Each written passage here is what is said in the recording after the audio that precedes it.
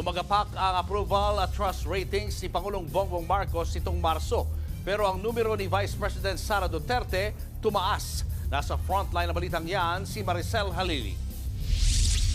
Sa ulat ng Bayan Survey na isinagawa ng Pulse Asia mula March 23 hanggang 29, bumaba ng 17 puntos ang approval rating ni Pangulong Bongbong Marcos sa 25% mula sa 42% noong Pebrero.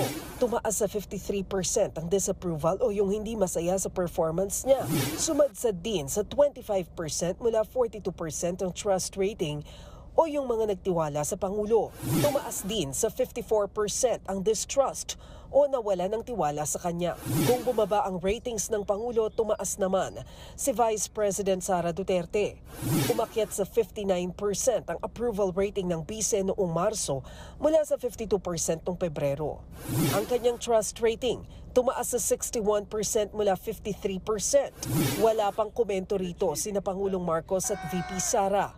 Pero tingin ng political analyst na si Professor Froilan Calilong, nag-backfire sa Administrasyong Marcos ang pagkakaaresto kay dating Pangulong Rodrigo Duterte noong March 11.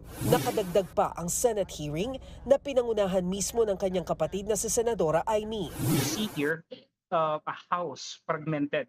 No? Practically, it's the Marcos family going up against each other.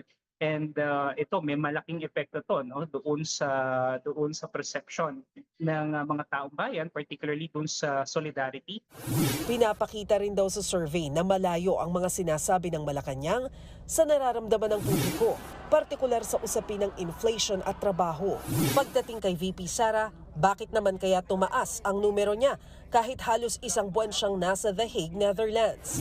Tingin ni Calilong, posibleng nanaig sa mga Pinoy ang ipinakitang atensyon ni VP Sara sa kanyang ama. So, syempre, family-oriented pa rin tayo. And naipakita nga dito ni VP Sara Duterte that she was and she, as the daughter, will have to be at the side of her father. Sa pareho ring survey, nabawasan ng 8 puntos ang approval rating ni Senate President Cheese Escudero habang 3 puntos ang nabawas kay House Speaker Martin Romualdez. Wala pa silang komento rito. Nagbabalita mula sa Frontline, Maricel Halili, News 5.